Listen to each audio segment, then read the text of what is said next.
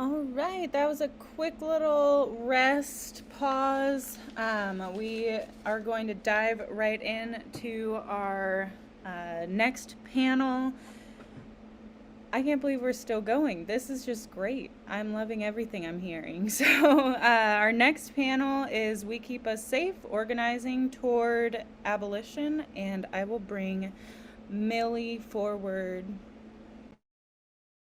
Hi, welcome to We Keep Us Safe, Organizing Towards Abolition. I will open this up and then we will do a go round and allow our panelists to introduce themselves. My name is Millie Harmon. I use the pronouns they, she. I'm joining today. Currently reside and grew up on stolen and occupied Yavapai and Apache land called Arizona. or Central Arizona, excuse me. I am one of the national co-directors of the Move to Amend Coalition. And I want to take a moment to start by tipping my hat and really expressing my gracious soul to Pride Month and all the radical queer and trans organizers whose work carved pathways of resistance and proved solidarity organizing is the only way we can create a world we deserve. We know prisons create violence and attempt to eat up those that capitalism marginalize, and police enforce and perpetuate that violence. Queerness exists outside the confines of what is deemed acceptable, to the point that 48% of LGBTQ plus victims of violence report police misconduct. Almost 1 in 2 Black trans people have spent time in prison, frequently as punishment for crimes of survival. Queer people are also at greater risk of experiencing homelessness, extreme poverty, sexual assault, inmate partner violence, and all of the violent conditions that lead to encounters with police and the prison industrial complex. These statistics exist without consideration of ICE and migrant detention. Abolition gives us an opportunity to examine the lies we have been told about what justice looks like and take active steps towards unlearning and rebuilding. Some of us are not surviving this world, which seeks to disappear marginalized people through prison and police violence.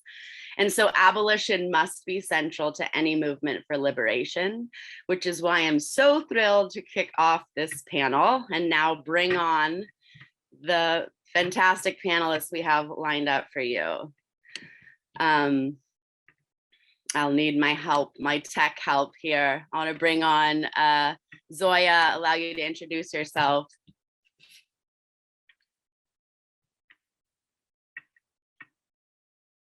If you're here.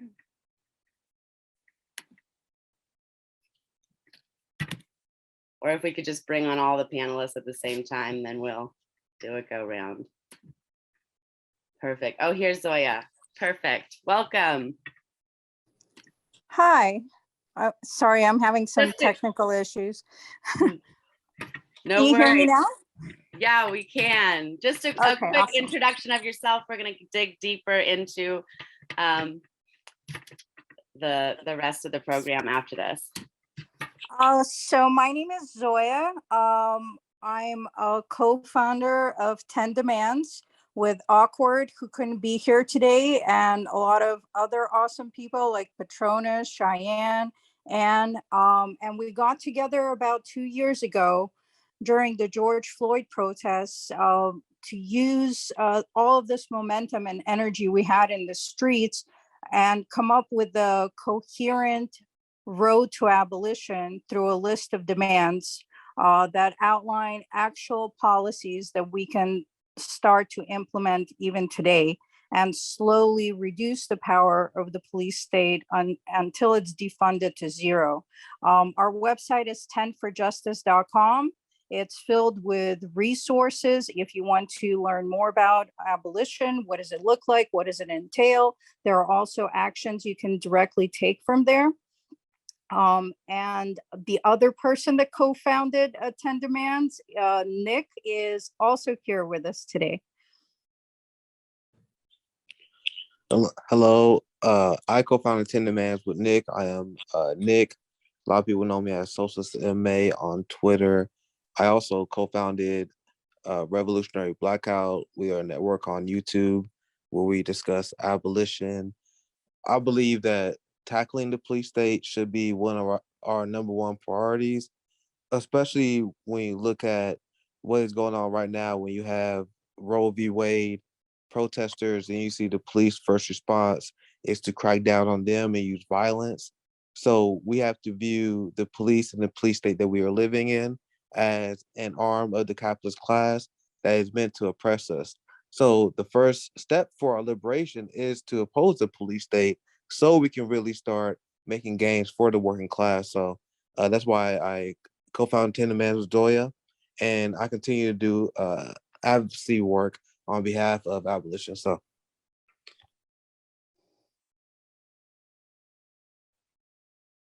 Great, thank you so much, Nick. And if someone on the tech team will go ahead and spotlight Nick C there. I next want to invite Nikki.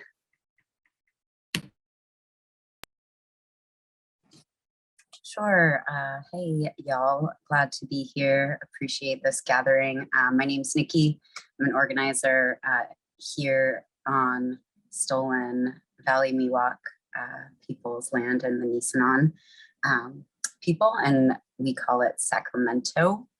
And I'm an outreach worker for like 8 years and an organizer and founding member of Decarcerate Sacramento, which is a local abolitionist organization. We work to stop all expansions and new construction of jails here in Sacramento County, as well as significantly reduce the jail population and work to reinvest those dollars into community.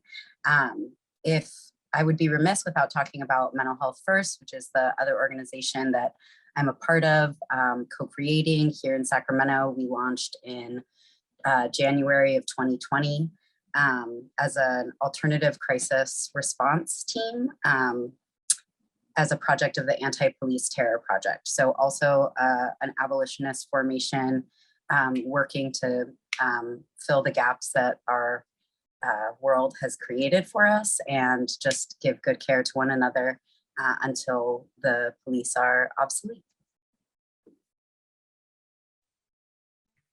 Love it. Thank you so much. I next want to welcome Alex into this virtual room. Thank you so much. Can you hear me okay? Awesome, thanks. Hi, my name is Alex. I use he or they pronouns. I'm located on occupied Ohlone territory, also known as Oakland, California, not too far from Nikki.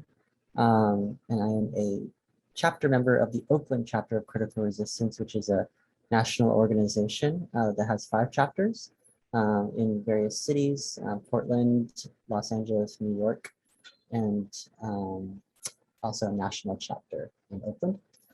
So the national chapter for at-large folks. And yeah, really excited to be here. It's great to see such a big crowd on such a huge weekend with a lot of other things going on. So when I came in, it looked like y'all were already deep in it and continuing to go. So really excited for this conversation. Thanks so much.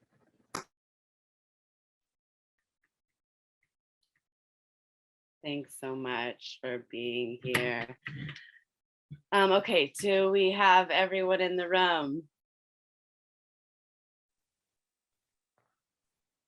All right, I think so. So let's jump in. Hi, I'm Rebecca with Bold. No, we haven't.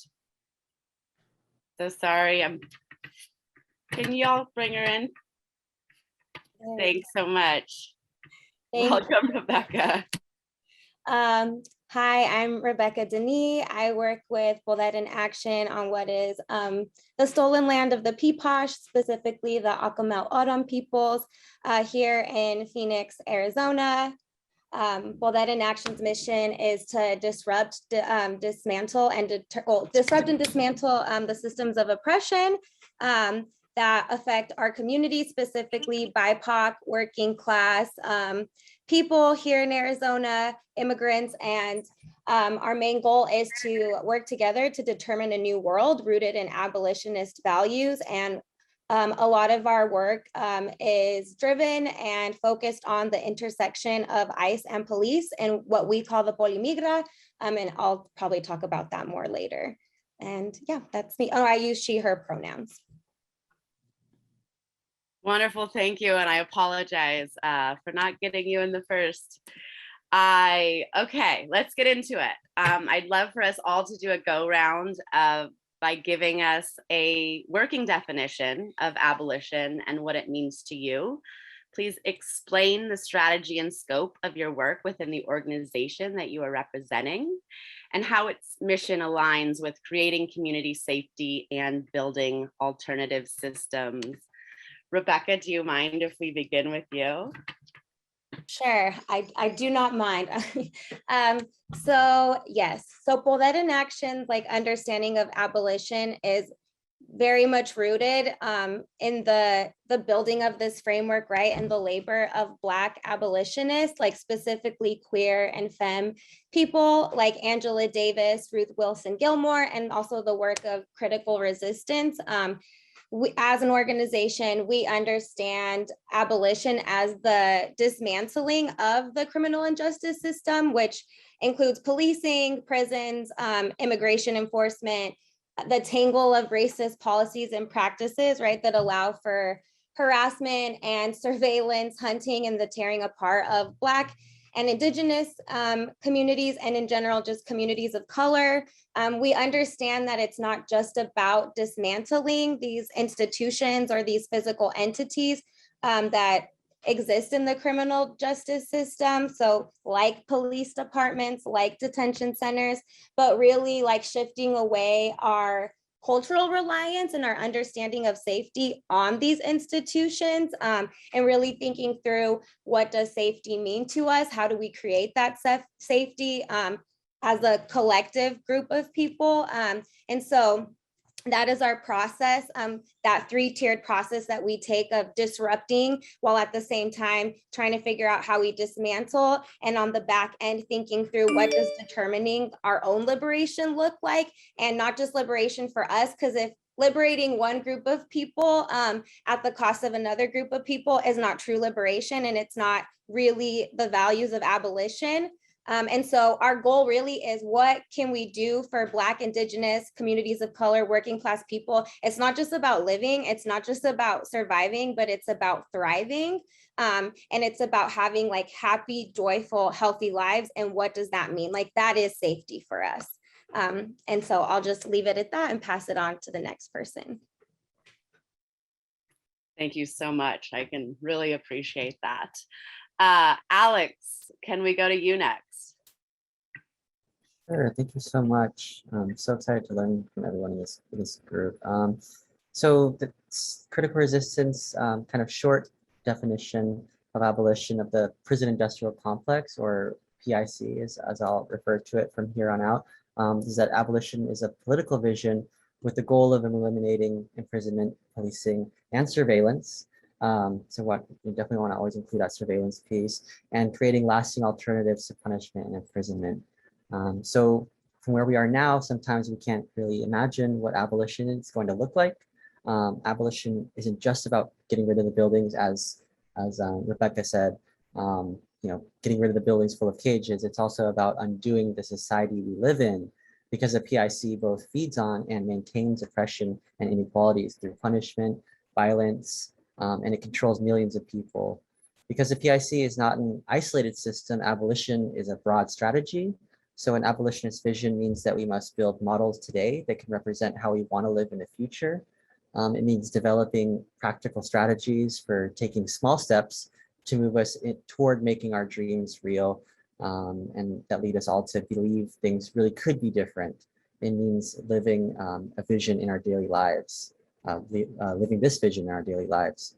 So abolition is both a practical organizing tool and a long-term goal, as you can see. So the way I visualize this is that abolition is this really broad and ambitious horizon But abolition is also the tools to carve out a clear path towards that horizon. So in terms of abolition, CR does use a similar framework for our theory of change, which is dismantle, change, and build. And I know the question, the conversation is definitely about alternatives. But as Rebecca kind of said, that building piece, the alternative building, has to coexist with the dismantling and the kind of changing of common sense, changing of our conditions. But on the topic of alternatives, Critical Resistance is a political organization that works on campaigns within coalitions to help chip away at the PIC. So with alternative systems, we've had in the past taken up projects like the Oakland Power Projects, where we engaged Oakland residents in building community power to reject policing as a default response to harm by working with residents and organizations to highlight or create alternatives that actually work. We did this by connecting with communities and facilitating a 3-step process of identifying current harms, amplifying existing resources, and developing new practices that do not rely on policing or law enforcement. And the kind of precursor to Oakland Power Projects was actually this project called STOP, which is short for Storytelling and Organizing Project, which was really held down by it was an international project that collected stories from around the world, listening to folks and how they deal with interpersonal harm without relying on policing or child protective services. And then they had arranged listening sessions, and the stories I think are still live online. This was like around 2009. So yeah, at the moment, the Oakland chapter's main campaign is working with a statewide coalition called Californians United for Responsible Budget, or CURB, specifically in the prison closure work group. And this campaign is really focused on getting our governor to commit to close, following through on closing 10 state prisons by 2025. So at this moment in time, you can see it's definitely on the dismantle piece right now, but of course, we're doing the other 2 pieces of changing and building at the same time. So looking forward to talking more about that later. Thanks. And I do want to take a moment to remind everybody, all of the resources mentioned, including websites and ways to donate, cash apps, we're going to be compiling during this program, and we're going to provide afterwards. So don't worry about catching all those links and ways to hook in further after this. I also just want to go over the question really fast. We've had several more folks join. But please lay out a working definition of abolition and what it means to you. Explain the strategy and scope of your work within the organization you are representing, and how its mission aligns with creating community safety and building alternative systems. I'd like to next turn it over to Zoya. Hi, so thank you for rereading that question. I don't want to go into things that people already covered, but my favorite way of explaining it to people is that rather than just asking for the police to be defunded, what we're asking is for society to be funded. Currently, city budgets include 40% to 80% allotted to police departments. And we know that police solve less than 2% of all major crimes. They're not good at preventing it, and they escalate most situations. So we have a 10-step proposal to actually defund them until 0. I can read over just the main parts of it, and then people can go to the website 10forjustice.com to read into the details. So demand number 1 is to defund the police and reallocate resources to impacted communities. 2, demilitarize the police. 3, eliminate discriminatory policing, prosecution, and sentencing. 4, institute complete law enforcement transparency and accountability. 5, independently investigate all police crimes and abuses of power. 6, install community representation, oversight, and safety measures. 7, end strategic counter-protest violence. 8, apologize and provide reparations. 9, end the war on drugs. And 10, end carceral punishment. In every step on the website, we go into the details with the laws currently on the books that empower the system and how we can go about disempowering it. We've made headway by banning the use of tear gas in California through a ballot measure. This has been a long battle. I've been an activist long before we co-founded 10 Demands, and I massively participated in legalizing marijuana in California. So decriminalizing drugs would be a massive step because, as we know, the most marginalized communities are always targeted by this war that is designed ineffectively to impose morality. And when we can't keep drugs even out of the prison system, it is completely not possible in a free society. Abolition to me means that we start relying on each other and form strong communities where we don't rely on punitive recourses to something that damages society. It focuses on restorative justice, not retribution. It provides services in order to prevent crime. We know that crime is largely driven by poverty. As a matter of fact, over 75% of people currently in jail have never even been convicted of a crime. They simply can't afford bail.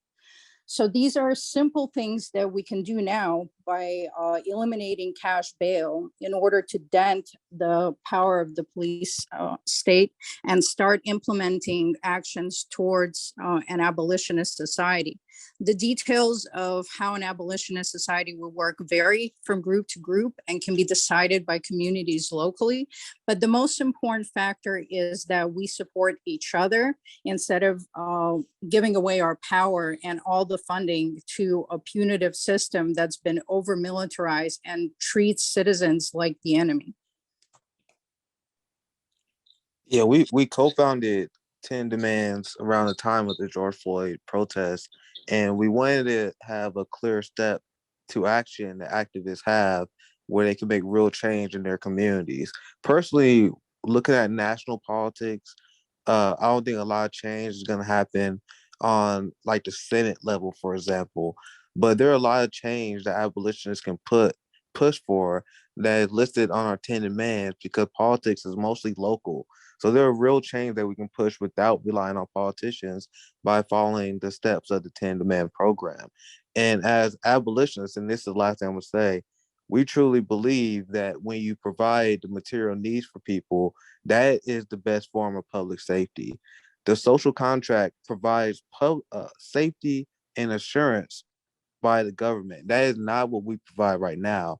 And as abolitionists, we envision a society where people have healthcare, housing, a living wage, and quality of life. Because as abolitionists, as humanists, we really believe once you provide that, quote unquote, crime will go down. And as crime continues to go down, you have the giant fascist violent police force that no longer justifies itself.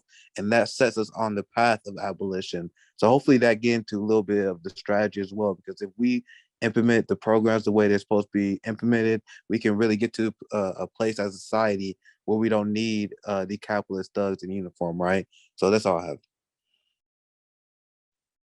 Thanks so much, Nick. I want to open it up to Nikki now. Yeah, appreciate everything that everyone has said so much. It's very powerful. I'll say, I just want to start by saying, and I know Alex touched on some of this, but there's been just so many people in the work for so long around abolition that have really created a foundation, a ladder even, really powerful tools and language, narrative, so much networking, strength has come from individuals and organizations. And so just a huge shout out, of course, to Critical Resistance and Curb, who just have, been great leaders for a long time. and helping support local fights and across the country, really, but here in California for sure. And so just want to shout that out in terms of like, what is abolition to me? Oh gosh, it's been so good to hear and learn from so many people for so long about it. And so I'll just say, like Alex said, a political vision and strategy, but also a way of living, right? In relationship with one another and in what relation to the state. Building the world that we really need is what I would also define as abolition, which includes, of course, like mutual aid, but also like dual power locally with state institutions still in existence as we work to undermine their power, build our own, subvert what the status quo oppression into cooperative power building amongst communities. And so for Decarcerate and for Mental Health First, our strategies and scope look like local organizing.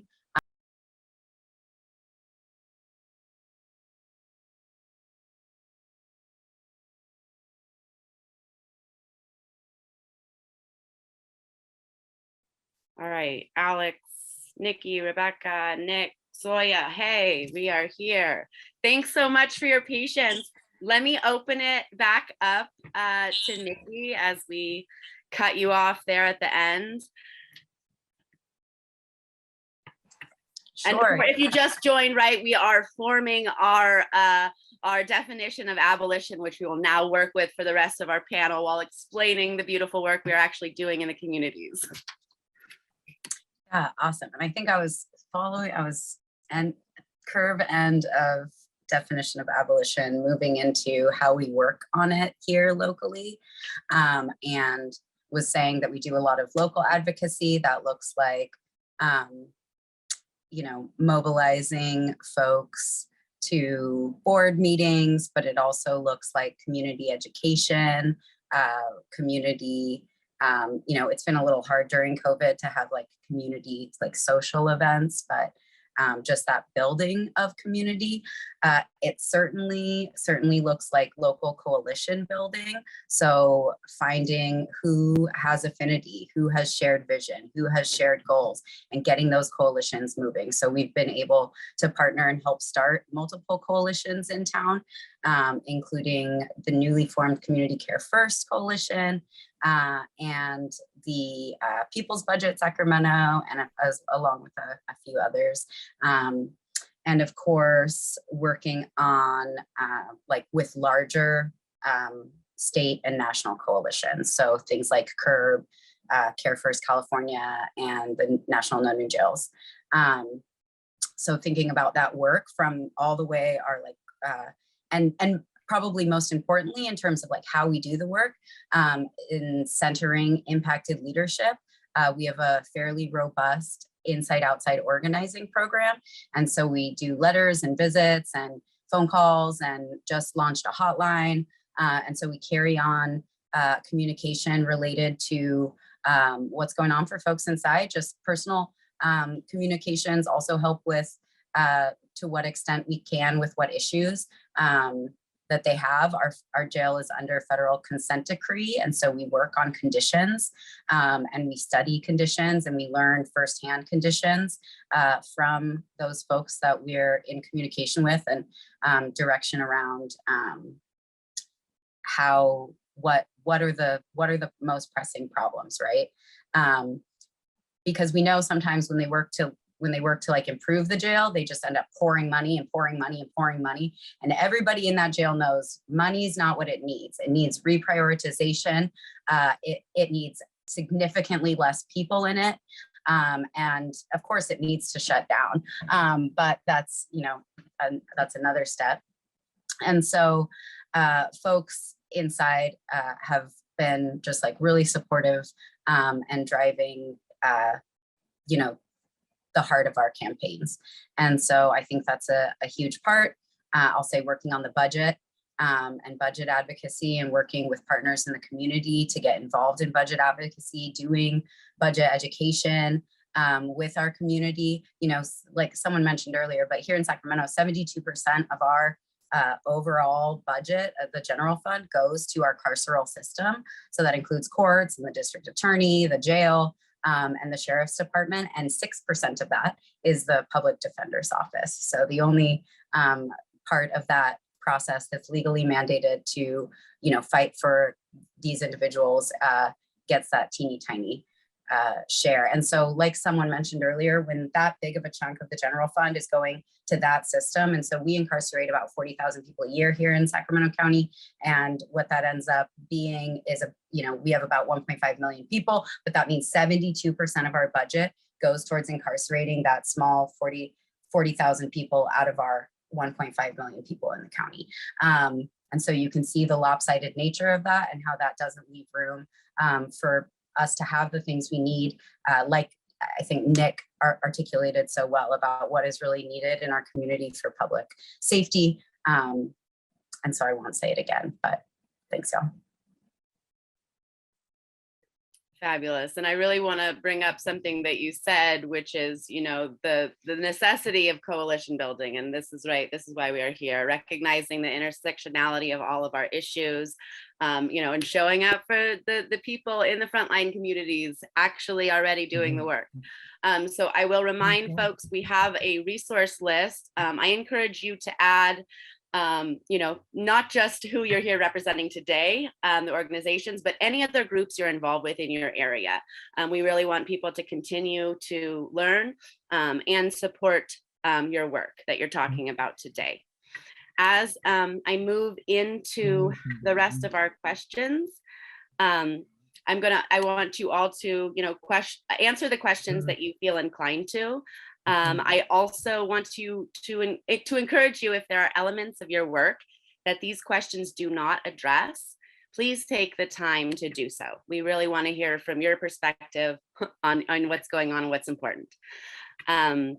So with that, our next question is, and I will put it in the chat as well.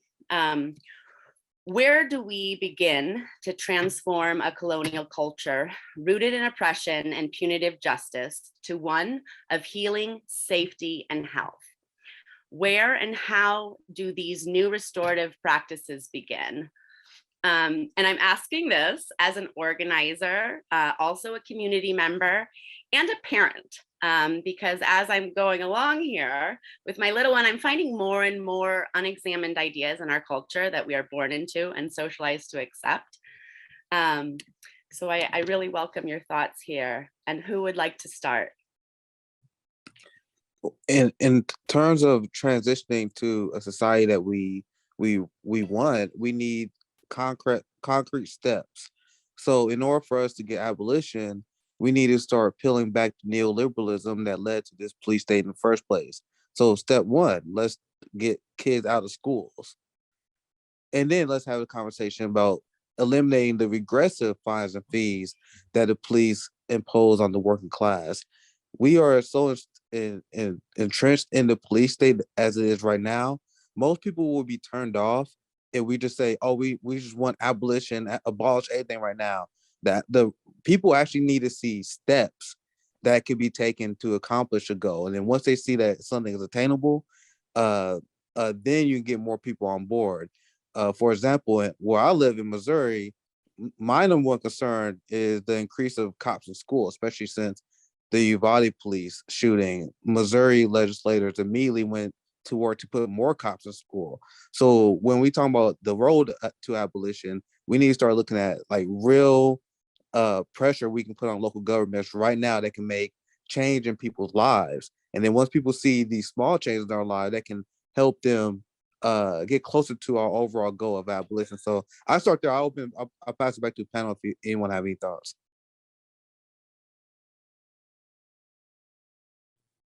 I can go. Yeah, I really love everything you just said, Nick. And I think when we have a lot of these conversations up, well, that what we talk a lot about is like uplifting and centering like the voices of directly impacted people, right? Like we know directly impacted people are often have been the ones, Black, Indigenous people, that have suffered the most from colonization and colonialism and this culture of capitalism and patriarchy, and a lot of these values that didn't exist in their communities, in their cultures before their land was stolen or before genocide or before this violence. And when we're talking about how do you shift this culture, we talk a lot about also meeting these people where they are, right? Like Nick said, you have to show people that like these little things can be won and can be won together. And a lot of times when we're having these discussions, even with our own people, there's just so much that because of our education system has been left out. They don't even understand that they have rights, right? We do a lot of like know your rights workshops with our folks, right? Just this basic level of you as a person have dignity as a human, and you have inherent rights, and you have the power to fight for those rights. And I think because colonialism has operated from such a top-down approach, even thinking about in this nonprofit industrial complex that exists, right? So often it's like the board or the leaders or the academics or whatever, and we're going down from like top of the ladder down type of a thing, telling people, well, we think this is what you need, right? Or we think this is how we should go about it. And instead we're like, actually, what do you guys think you need? Like, what are the things that matter to you? Like, we have a police free schools campaign that our youth organizers work on. And when we talk about the resources that they need, and they actually in 2020, they ended the police contract at the largest high school district here in Arizona, but in Phoenix. And one of the things that I have heard over and over from these youth is our bathrooms are disgusting. We hate that we have no windows. It feels like a prison, right? Someone that's older or someone that is looking at this from a more theoretical framework might say, oh, you guys need this in the education system, right? But these Black and Brown and Indigenous youth that are in this school are actually saying, this is what we need, right? And so shifting away from telling people what they need and how they should act or what they should do, because that's rooted in colonialism, right? Of keeping people in their place, keep telling people how they should operate. And that just kind of goes into narrative shift and political ed and things like that. But I'll pass it over to someone else. I don't want to take too much time.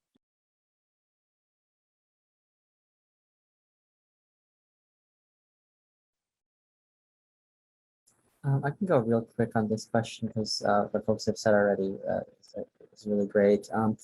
So, in terms of alternatives to harm, I would say that there exists and has existed alternatives to dealing with harm that don't rely on the PIC already. So communities here and around the world where there really is no recourse for harm from the state, that have built networks of care and accountability, we could really be learning from them. So that kind of global aspect. But the reality is harm comes from our conditions. So shifting conditions, right? Like Nick said, making sure folks' needs are met, as simple as that. Providing them with the language and tools for learning and unlearning, like Rebecca had said. But also learning how folks already are dealing with harm without policing, because these communities never had the ability to rely on police. So learning from them, and I'm kind of paraphrasing another member of CR, Kamala Walton, who always says, like, politicizing the way people are already living, right? So that's all I'll say about that. Thanks.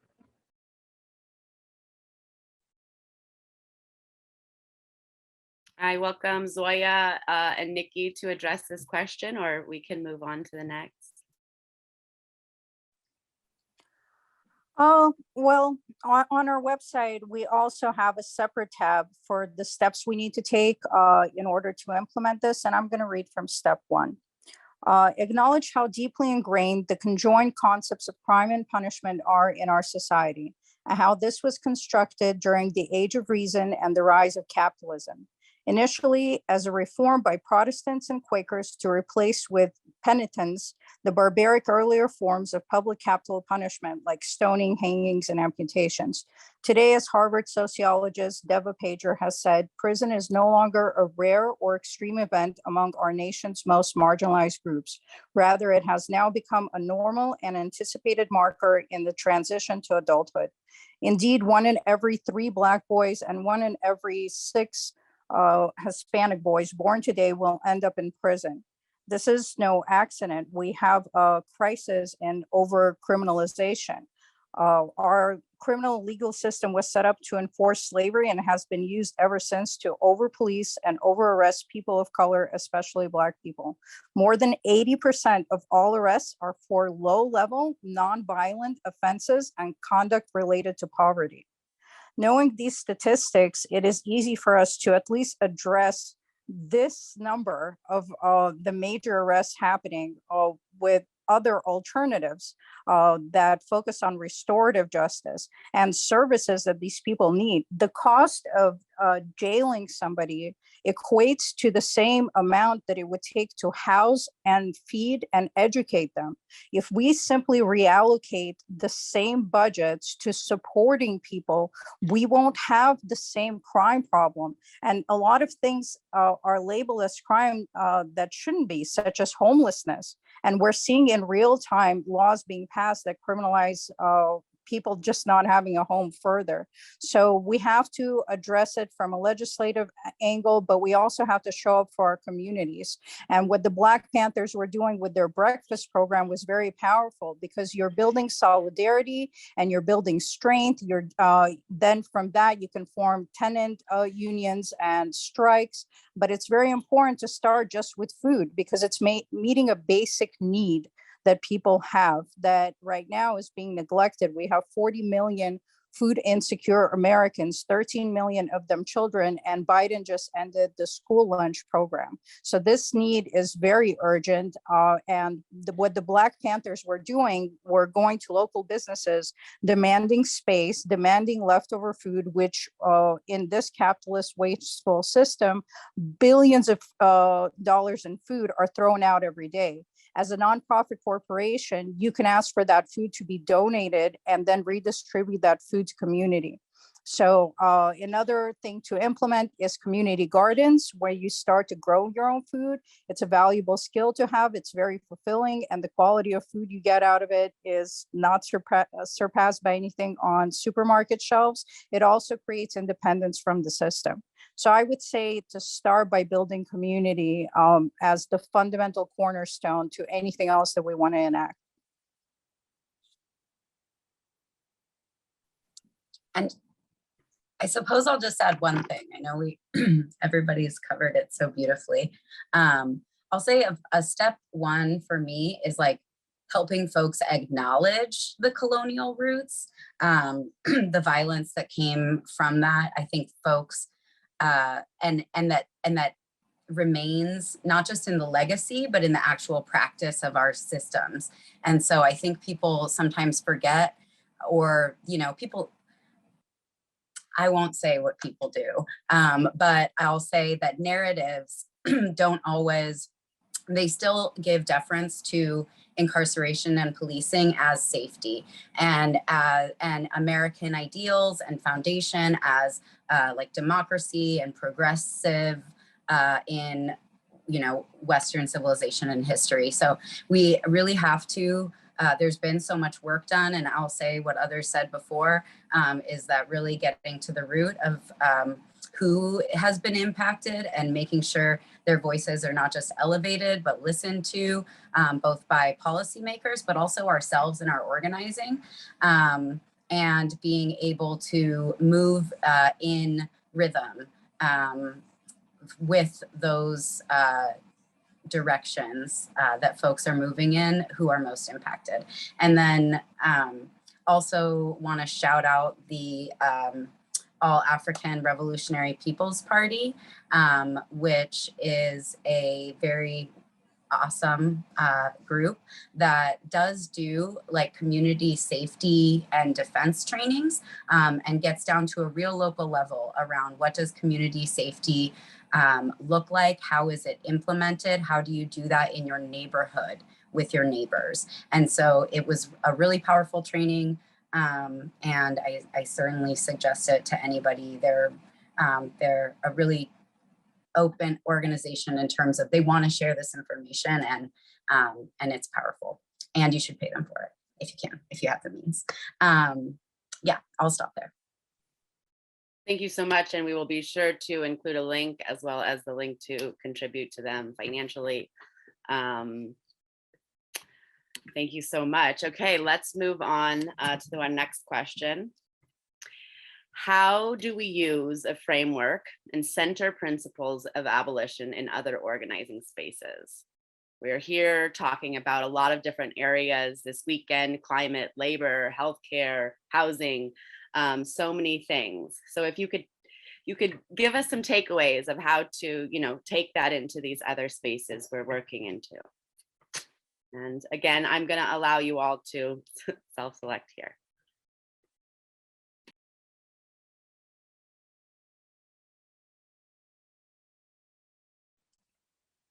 I'll jump in quickly first this time. I think right now we're all kind of obviously stuck in this, like fascist action of the Supreme Court, and thinking about, we really do have to start thinking about what does the implementation of that mean, right? Because it's not just, oh, now it's illegal, but then laws have to be enforced. And who is going to enforce those laws? How are, what lengths are district attorneys going to go to? This now becomes just like such a localized issue in terms of criminalization of bodily autonomy. And we, how is your data going to be sold differently now? There are just so many kind of implications now that we're all, hopefully forced to think about. And I think the same can sort of be seen or drawn down on any like major issue of our time. We can think about climate and think about how primarily our government's readiness has been in like crowd control practices, and not really in adaptation or severe, carbon reduction. They've taken, they've heavily, you even heard Nancy Pelosi say it, like she was asked why do we continue to fund the Pentagon when it's the largest carbon emitter in the world? And she just pivoted directly to, well, there are other national security issues around climate that we have to worry about, that the military is, and she stopped short just of saying like migration and mass protests, but it's like she caught herself saying it in her head and stopped. But we know the plan that they have for us is violence, like control, continued pushing to the margins. Someone said it so beautifully earlier, Millie, I think it was you, just that we are pushed all the way, when we're, ground, resilience lasts so long and we're ground all the way to dust and die. So there's not, we really, this, not to be a downer, but the necessity for us to take care of one another really makes itself manifest when you see how left behind we are, and how the only response they have is policing and incarceration, and coercion and control. And so just like pulling that out in every topic, if possible.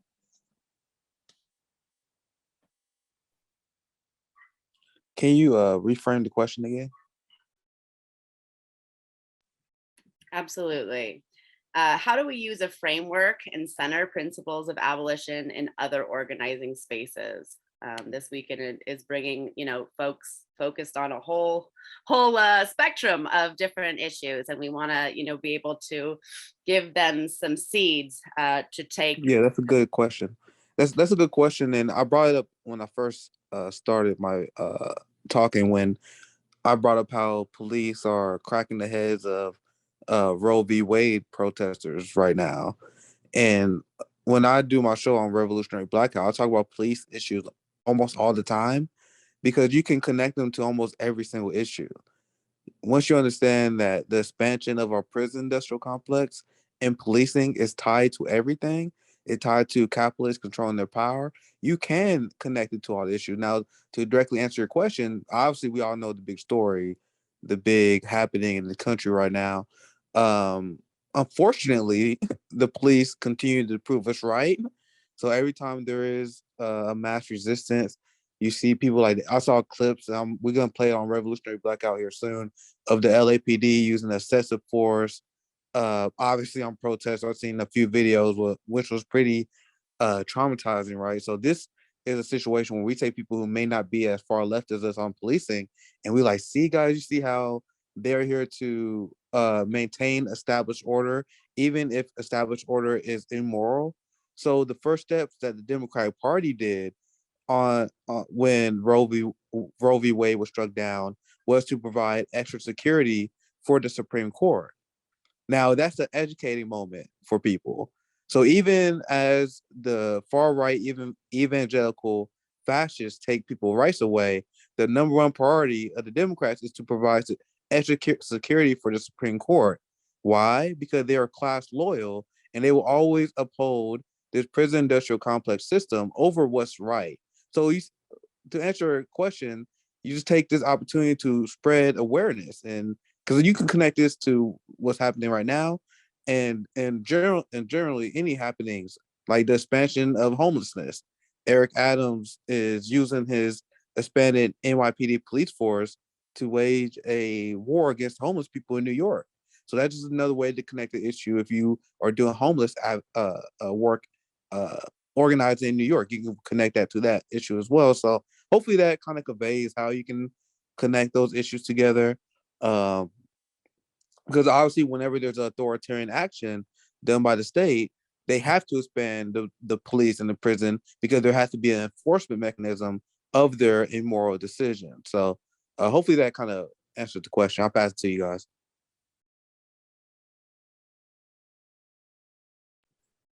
Thanks. Oh, go ahead. Go ahead. Okay.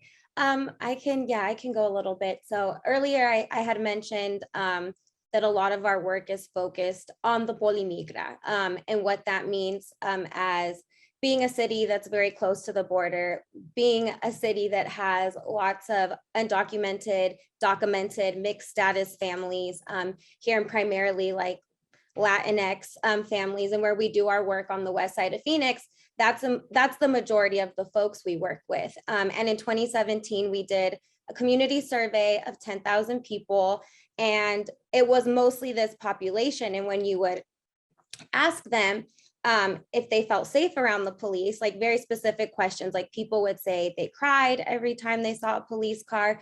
People would say that they immediately, like their body would get tense, or that they would feel sick, all of these different things. And then when you ask them if we needed police, they would say, well, of course, like they protect us, they keep us safe. Yet everything that they were saying was the opposite of their experience with policing. And Arizona in 2010, SB 1070 passed, which was essentially any person that was stopped by law enforcement, if they were seen as, there was a list of things that based on that, you could ask them about their documentation status. And if they couldn't provide that, then more than likely they were going to call ICE. And some of the things on that last list could be, oh, they have a sticker from this local Spanish radio station. They have a rosary hanging in their window.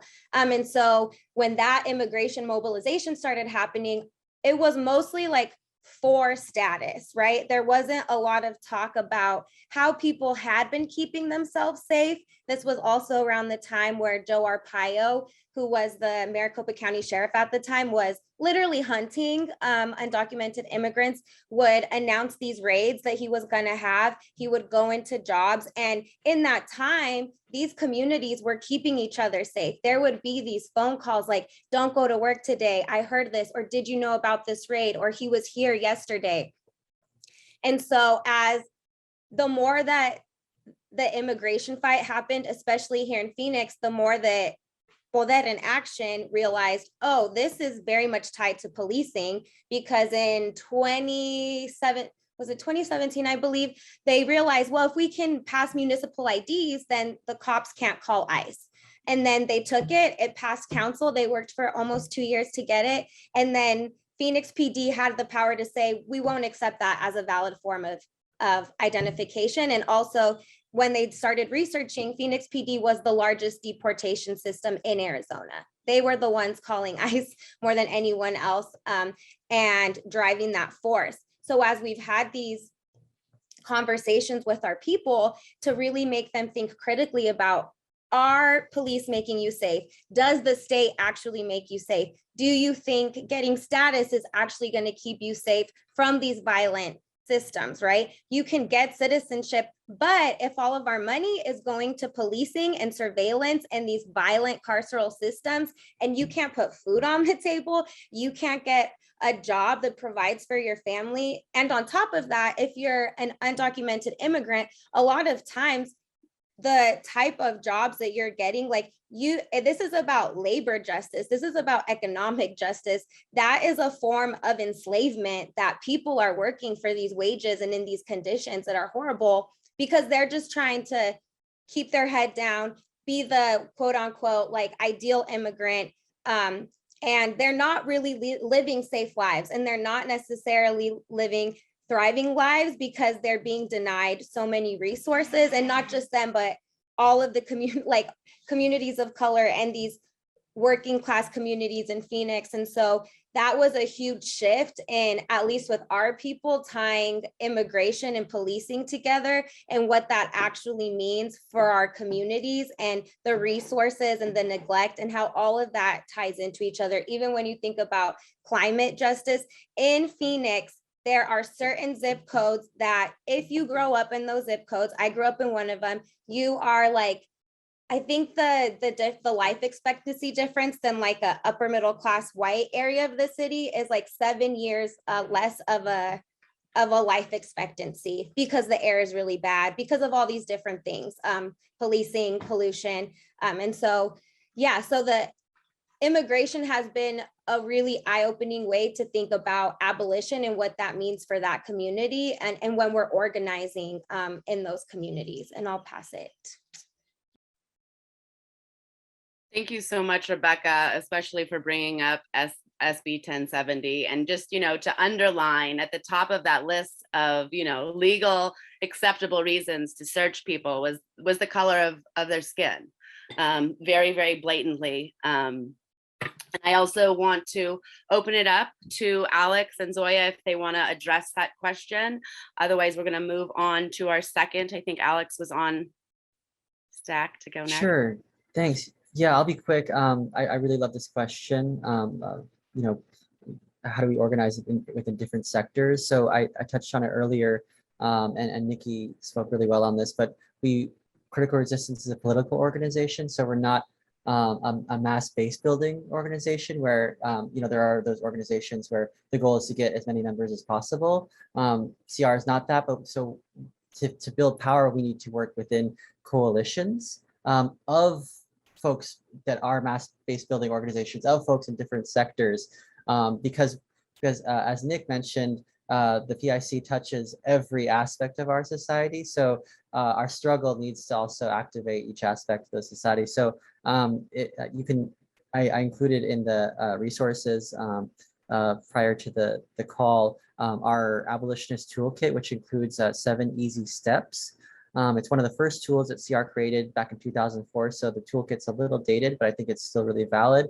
But these 7 steps are you can ask yourself in, as a person, but also apply it to the organization you work in.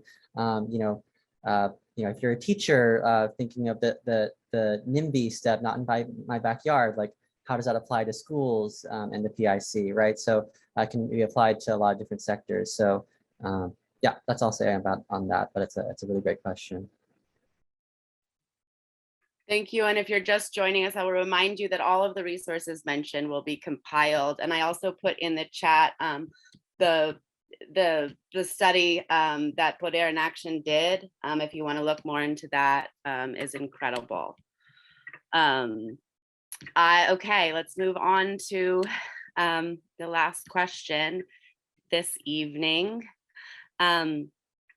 which is, what are some of the first steps and how would you suggest folks begin to support the organizing and reallocation of resources into community services that actually keep people safe, like housing, education, food, and healthcare from the institutions not serving us, such as the police and ICE? And on top of that, how can this work in more rural communities where national groups do not yet have established working groups? And what role do you see mutual aid playing? I will chat this question and open it up to our panelists. Thank you so much.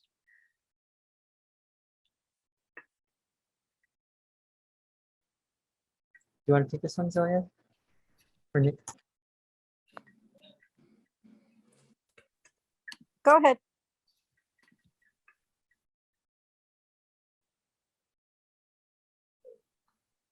So the question was first steps and how we can get people to support reallocating funds that go to the police to actual social services that will provide safety and security. We made a lot of ground over the last few years, especially since the start of the George Floyd protests. We got to break through the propaganda and how people have been trained to think under our neoliberal system. So I always refer to the social contract where we're supposed to have public safety and assurance. And our society right now do not provide that. You cannot say you provide public safety when there is a giant homeless population. You can't say you provide public safety when there's so many people who are food insecure and live in poverty. And there are people who've been programmed in such a way that honestly, once you put it that way, it can click to people that when we have a functioning society, abolition only makes the most sense. And I actually have a lot of success talking to people who call themselves fiscal conservatives. It takes a little bit knowing your stuff, but you bring up the fact that the NYPD alone spends 3 times more than the DPRK military budget. The NYPD police budget is similar to the military budget of Iraq and Iran. Like, people can't explain this kind of stuff. For what? And if you're one of the people that are concerned, if you're like a suburban Y mom and you're concerned with rising crime rates, all you gotta do is flip the question on them. If you worry about crime, why are we spending so much money on the police when crime is not going down?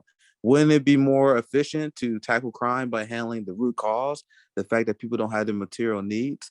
And honestly, I know there are people that are partisan and they won't budge, but when you talk to people who actually care about solving these issues and you plant these seeds into them, it gets them thinking, and that's how we build a movement and cause social change, by planting these seeds to people who mean it well. We're not going to win over the extremists, but the people who can understand the logic and arguments, we make slow inroads with them. So did I address everything with the question? Was there anything I missed? Hopefully I addressed everything. Fantastic. Thank you for opening that up. Let me hop in after Nick. So I think mutual aid is really important, and a lot of people mistakenly think that mutual aid is just about donating money, when mutual aid is really an exchange of services within your community.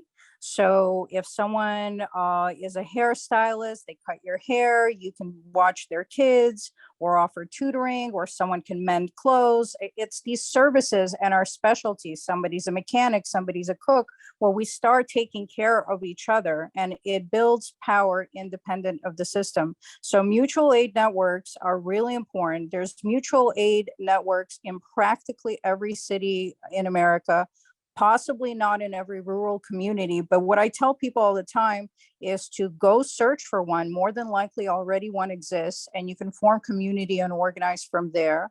And if there isn't one, start one. Just donation of old clothes, it's so huge. First of all, it's a massive source of pollution when we throw our clothes away, which we do more than almost any other country on earth. Second of all, you could be clothing somebody, especially when winter months are coming.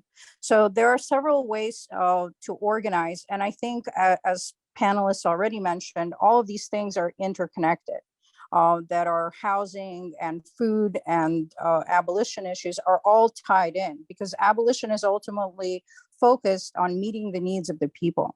So whatever faction of that you participate in, you're really organizing this multifaceted movement. And I think we need an inside and outside strategy. Unfortunately, we've seen the inside strategy fail so often that many people are justifiably hopeless in approaching anything through our electoral system. I am of that mind myself, but I don't want to neglect wins we've had in California. By legalizing marijuana, we've gone tens of thousands of people out of prison. And countless more will not go to jail. And I had a lot of friends that were personally impacted by this. So to me, it matters. Even though it's crumbs, even though we deserve more, it still was a meaningful benchmark legislation. We also ended cash bail in California, which is another huge win. So when we apply pressure, we do get wins from the system. But the best way to apply pressure is action in the streets and strikes. And we're seeing so many great gains in the labor movement over the last couple of years that I think it's really important to support striking workers. There are strike funds available for workers, and we build power by bringing the system to a halt, by stopping the thing they care about most, which is profit. So strikes and direct action in the streets, and some things that would probably be considered less legal to advocate for. But all I can say towards that is that the system is working for the ruling class, and they have no interest in giving us anything. That's why we call them demands. And behind the demands, there has to be action. And we have a lot of power in our numbers, and solidarity is our greatest weapon. And to some of the other points that were brought up, I want to make sure we say the statistics, which are that police kill 3 people per day, and that Black people are about 5 times more likely as white people to be unfairly stopped by police. And I'm going to close with just a few of the people that have been targeted by this police violence. George Floyd was murdered by a police officer over a suspicious $20 bill. Eric Garner was killed while police arrested him for selling cigarettes. Deborah Danner was killed by police during a mental health crisis. Police murdered Dwante Wright after stopping him for driving with expired plates. Philando Castile was killed after he was pulled over because his brake lights were out. And the list goes on. A lot of these situations don't require over-militarized police to show up. We can have social services expanded, wellness checks. This is all in our demands, detailed how we can be addressing these things outside of carceral punishment, and simply by expanding social services to actually meet community needs and keep us safe, instead of feeding into a capitalist system that now relies on prison labor for millions of corporations to profit off of.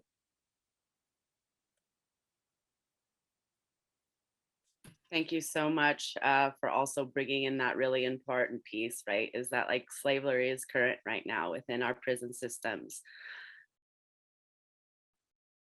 Welcoming Alex, if you're ready. Sure, thanks. Yeah, we don't have too much time left, but this is a great question about first steps and maybe for communities that aren't touched by some of our national organizing.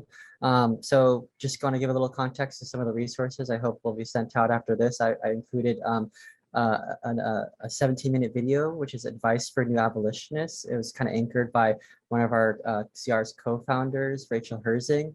It's really great. I think with the proliferation of abolition as a concept, it's amazing. But it's also really important for us to kind of really like lay out what it really means, the commitment to the politic. So that's a really great video.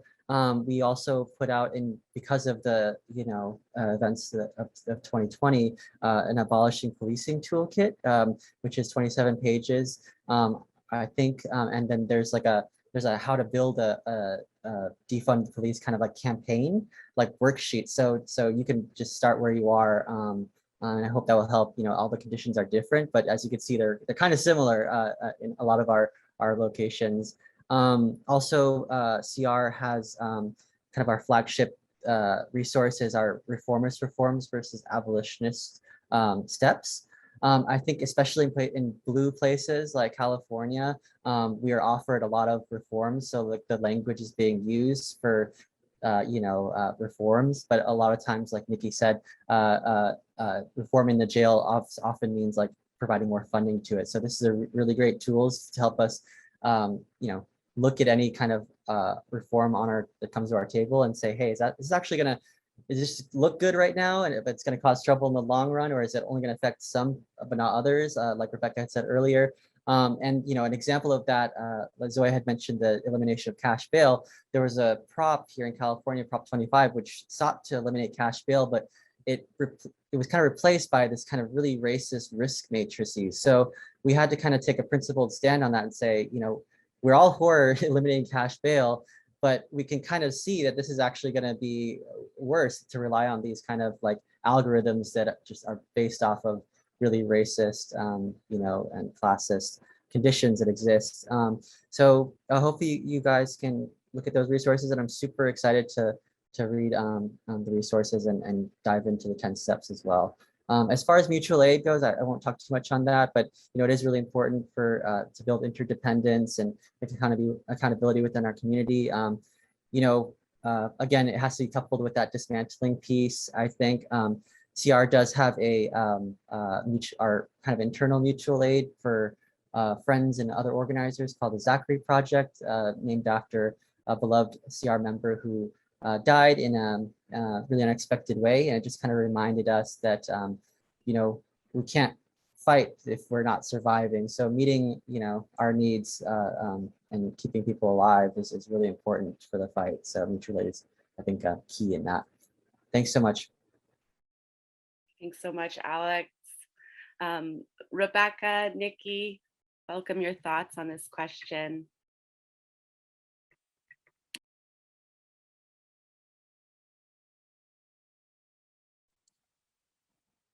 You want to go, Rebecca? No, you can go. I feel like there's already been so much that has been touched on. I'm like, do I have anything else that I want to add? And if you don't feel like Right. you want to address this question and you had a final thought that you thought was important, please, I welcome that now too. Yeah, I appreciate this question a lot. And I think maybe what I'll touch on is the rural organizing piece, since it hasn't been too fleshed out. And I'll say, for one, of course, there's a responsibility on national organizations. The question said where they may not have chapters, but to think about rural strategies. And I'll start there. But I think for individuals in rural communities, it really can start with affinity. And of course, by that, I mean friendships and people that you know or trust and have shared values with. I'll say that Decarcerate Sacramento started with like 8 to 12 people who knew each other or were within one separation of knowing each other, and referred by a trusted friend, and just started with a meeting, got called together to talk about planned jail expansion that we were able to shut down, right? Because we started with a small group that had a commitment to shutting it down. And so I would also say for rural communities, issue-based organizing is really powerful. So thinking about what is happening in this community, what is happening in your community that is harming your community, that you personally feel compelled to dismantle. And I'll say that this in rural communities has been really powerful around climate justice and industrial pollution, mass agriculture, industrial agriculture, things like that, where rural communities have really been able to come together and say, not in our community. And so looking at those models where that has worked, if you're a person in those communities, and really understanding that it's about communication and really hearing from folks what's the issue going on and how do we fight it together. And that's really a powerful rural organizing tool think folks touched on mutual aid as a powerful stepping stone. And also it was a question that we skipped. So I think that's why people touched on it, but it is such a powerful stepping stone. That interdependency is part of building dual power, right? We can't leave the system behind if we can't take care of each other. And so we really need to be developing those tools, both in our families, our communities, locally and in larger networks. And then the last thing I'll say is familiarity with local political dynamics. Just try to get familiar. It's a first step. It's an annoying step. It's definitely a radicalizing step when you really like pay attention and see over a course of time how little they care and how much they care about being ambassadors of neoliberal business policies and old school white supremacy based policing. It moves towards action, it agitates, and it also helps you see the landscape you're in, and the landscape you're in is really important. And it's going to be really influential in how you move strategically in your organizing, because you have to organize your political electeds as well. You have to organize the administrators of your county, doing that work. If that's part of the type of work you want to do, you don't have to do that. But as part of a larger campaign or strategy, that's generally a part. And so becoming familiar is a good tool. So, and you can do that by watching the meetings, reading other people, check in with orgs who've been paying attention for a long time, ask for backgrounds, get that in, but also, just watching a couple municipal meetings will really grind your gears. And I'll end it there. Thanks, Nikki. And, this is, of course, civic engagement and paying attention in meetings is so important too, but getting to know the political landscape of your neighborhood might just be making toilet paper available to folks, or, having a potluck and starting to meet the folks. So I just encourage you to really get creative. It doesn't have to be some fancy or formal process to start that, communication. Let's pass it to Rebecca. I'm so glad that Nikki brought that up at the end, right? It made me just think of, we talk a lot about power mapping when we're talking about especially the people that drive policy we work mostly at the municipal level here in Phoenix, and kind of knowing our audience when we're trying to allocate for different resources or show up and push for things to happen. And what we have seen is that if we know our audience, then our strategy becomes a lot stronger, and the way we can mobilize people and the type of political education we need to give them so that they can show up and understand why it's important for them to show up is super important, because we could just target everyone on our city council because it's the entire city council, or we can target the people that we know are the flip-floppy people, right? That they could be the one vote that is maybe going to shift a change. And again, we know that by engaging in the state, we're not necessarily creating abolition, but we are reducing harm. And if we can provide more resources for people by engaging in that way, while at the same time, we're still building behind that. So something that we're doing is, it's called the Pueblo's people's budget. And so we're building our own city budget based on community surveys and community organizing and what people are saying we need. And this came out of years of conversations. And through this work that we've been doing, it used to be us just showing up to city council saying, don't give more funding to the police, but we weren't actually giving concrete examples or programming or solutions, and they are not creative or invested enough to come up with those. But if you hand it to them on a silver platter, and then you send it to your local news and you're like, hey, there's all these other things, all of a sudden, right, they're like, oh, okay, maybe we should do this.